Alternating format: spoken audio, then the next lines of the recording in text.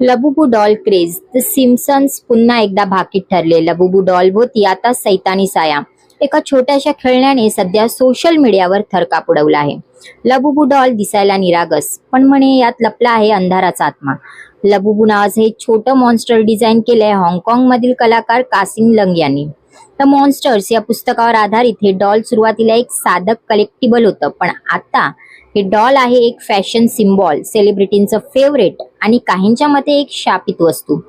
TikTok आणि रेडिटवर काही युजर्सनी या डॉलला डार्क एनर्जी असल्याचं म्हटलंय.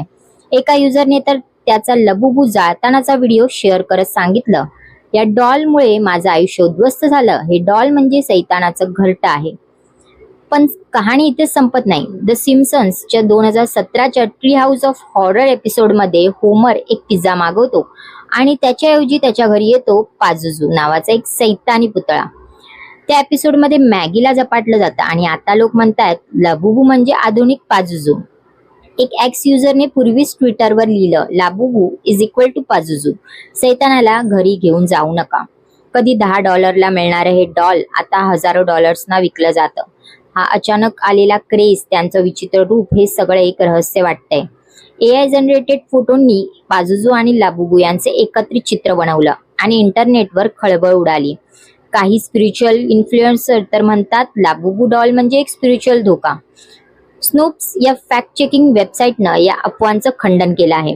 ते म्हणतात लबुबू डॉलचं पाझुझूशी काहीही नातं नाही.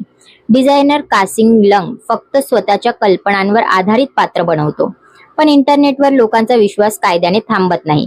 लबुबू डॉल आता एक खेळणं राहिलेलं नाही, ते बनलंय भीती, फॅन्डम आणि फ्लोरचं एक विचित्र मिश्रण. तुमचं मत काय? लबुबू डॉल खरंच शापित आहे की ही फक्त एक अफवा? कमेंटमध्ये नक्की सांगा आणि अशाच भन्नाट बातम्यांसाठी सबस्क्राईब करा टी न्यूज.